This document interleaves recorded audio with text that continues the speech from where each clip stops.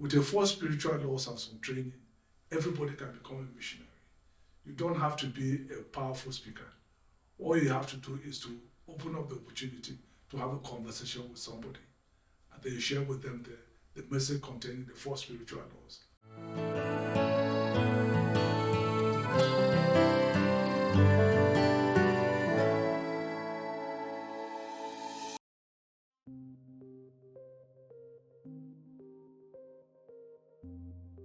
My name is Timothy Gyuse.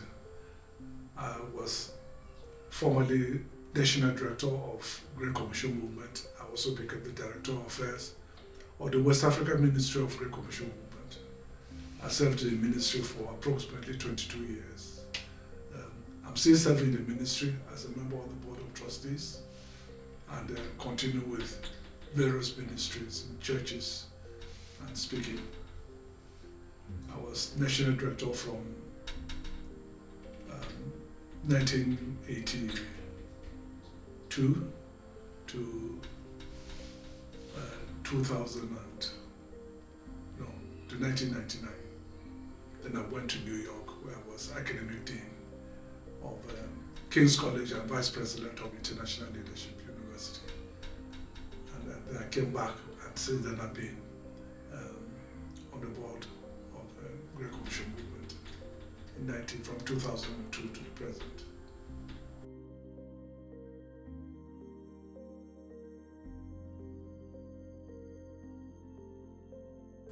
Okay, I think that question is actually a what question. We had a challenge that was beyond us.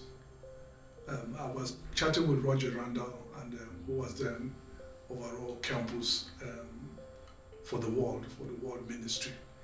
And when he was visiting Nigeria, he brought a book with him that listed all the tertiary institutions in Nigeria. I didn't even know we had that many. The book was about 2 inches thick. I think there were literally thousands of tertiary institutions. Tertiary means everything that is post-secondary, not just universities. And the mandate, as you know, our ministry has this thing, campus today and the world tomorrow. So the focus on campus was to reach the youth as well as recruitment power for the future of the ministry. And we had ministry on only about 5 of the university campuses in the country. And we didn't have enough staff to staff all the other campuses. And so the vision was trying to answer a very simple question. How can we reach all our campuses in the shortest possible time? And we decided that one strategy was to have remote ministry, non-staffed remote ministries. And so Destiny was designed initially to be a mobilization conference, so we can bring students from campuses that didn't have a ministry, expose them through ministry, give them basic training, and then challenge them to go back to their campuses and start a ministry. In fact, at the end of the conference, we gave Destiny kits to those who felt led that they want to make an effort to start their ministry. The Destiny kit had a quantity of 4 spiritual laws, all the materials you need, some basic training manuals, and so on and so forth. So that was the idea. It was a Nigerian conference, not a West African conference. It was a Nigerian conference, but we had the challenge that nobody else had in West Africa. So that was the vision, how to reach the campuses. We're not thinking beyond that, because we felt that once we have reached the campuses, things will continue to happen differently.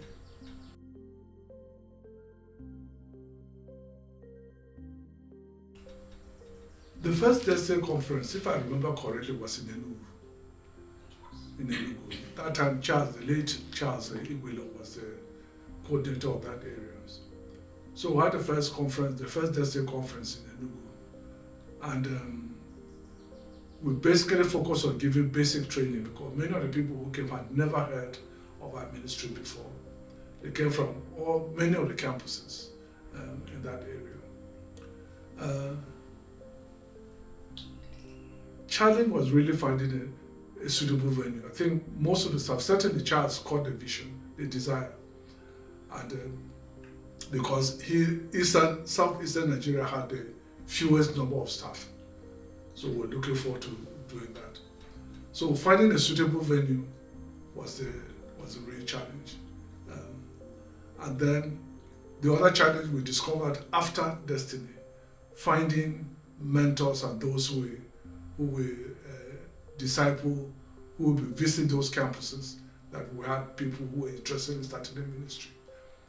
Again, if I remember correctly, because this is just from memory now, I think there were 27 new campuses that people that wanted to start some kind of ministry on their campuses. And they each received the Destiny thing, and they went. But you know that if somebody has ever been exposed to this ministry and they are trying to do it, you need to visit them constantly. We need to go there to disciple them, to show them what the next steps are. Because just reading about it in a book with their heart was not going to do it. They didn't understand fully what discipleship ministry is. You know, in Nigeria, the thing then was not discipleship. It was not structured discipleship, let me put it that way. Because discipleship was going on, but not in a structured manner. So we faced that challenge that we didn't have enough mentors, enough people to supervise those campuses. In fact, we didn't have people who were willing to go and do it. It was because it's hard work. And travel in Nigeria was worse than it is today, even though we didn't have the insecurity challenge we have today.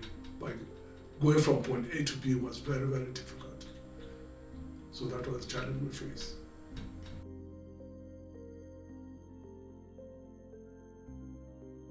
I think the first thing that suddenly there was excitement about the ministry. Whether it was, looking back, whether it was based on genuine concern for evangelism and discipleship, or whether it was a desire to be associated with this ministry that has some connection with the United States, we'll never be able to separate those two things from the minds of young people. But the first thing we can say that places where we didn't have a ministry now have ministries of some kind, beginning ministries. That was the first thing. It was exciting to see that possibility taking place. And in fact, that is what encouraged other countries to also want to be involved in the Destiny movement.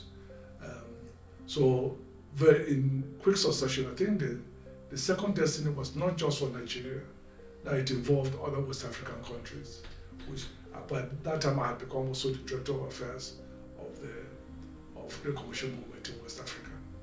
So I saw the impact of opening up new campuses, which is what we wanted to do.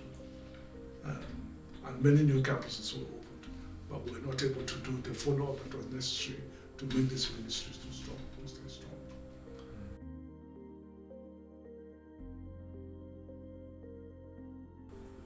No particular story since but it's just the atmosphere that we can do it. That is possible, because many of them have never seen a vision, or they themselves as individuals being involved in helping to reach the world. Okay, so suddenly they saw that with these simple tools, and let me just name the simple tools, with a 4 spiritual laws and some training, everybody can become a missionary. You don't have to be a powerful speaker. All you have to do is to open up the opportunity to have a conversation with somebody. And then you share with them the message containing the 4 spiritual laws. And surprisingly, they learned that people were giving their lives to Christ. And for many, this was a new experience. Some of them had never even been out witnessing, because we like to do crusades. People just come, and you say come forward, and people come forward. What they're coming for sometimes is not very clear. But suddenly now, they were talking to individuals, giving them an opportunity to say yes to Jesus, and they were saying yes to Jesus. It was exciting for them, many of them. And then for the rest of the students, Destiny was the first, what I'll call, large conference that involved more than just a score of you. We've had weekend conference, training conferences, where you may even have up to 50 or up to 60. But suddenly, we're not talking about, I think the first Destiny, if I remember the figures correctly, we had close to 1,000 students who came. We used the federal government college in Enugu, their main hall. If I remember correctly, there were close to 1,000 students. And we have never had a conference of 1,000 people together. The atmosphere was electric. And I think that was something that many people, they saw possibilities. So instead of impossibilities, they saw possibilities. And to me, the excitement was seeing these young students who had never done anything else, coming forward and volunteering, saying that, look, I want to open up my campus. I want to open up my campus. That was exciting to see some of this taking place.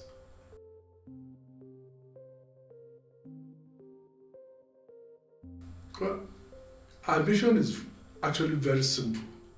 And as far as I know, it has not changed. Whatever strategies we're doing, we're aiming at the same thing. And what are we aiming at? To give everybody in this country a chance to say yes to Jesus.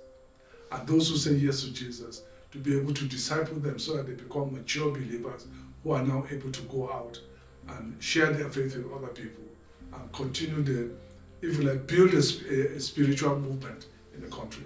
And that hasn't changed. Whether we're using, no matter what you call the strategy, just different approaches to try to accomplish the same objective. So Destiny, as then conceived, is still relevant. It's a means of bringing people together and giving them the challenge, the equipping to begin to multiply themselves. So it helps in multiplication. We're starting with thinking of campus, but we're not reaching campuses for the sake of campuses. We're reaching campuses for the sake of reaching the country. It was a place to recruit manpower, and we really started seeing more people being interested in coming on staff. Of course, when people come on staff, what are the problems people come across is the challenge of raising their own individual support. We are used to being employed and paying the salary. And when you're coming to serve in a minister saying, no, well, you are going to join us, but you also go to raise your salary. So people, it was a strange thought to them because they've not experienced it, they've not seen it done. And other youth-oriented ministries were not doing it in this country. So Destiny is a good strategy. Let's not look at Destiny as if it is an idea fixed in concrete. Okay, you can even change the name from Destiny to something that's more appropriate for the generation that is doing it now. We don't have to call it Destiny, even though there's a lot of talk about Destiny in the Christian community today. So Destiny is the idea of Destiny, the idea of bringing young people together, mobilizing them, equipping them, challenging them, and unleashing them in the community is still valid. And to me, that is what Destiny is all about, or should be all about.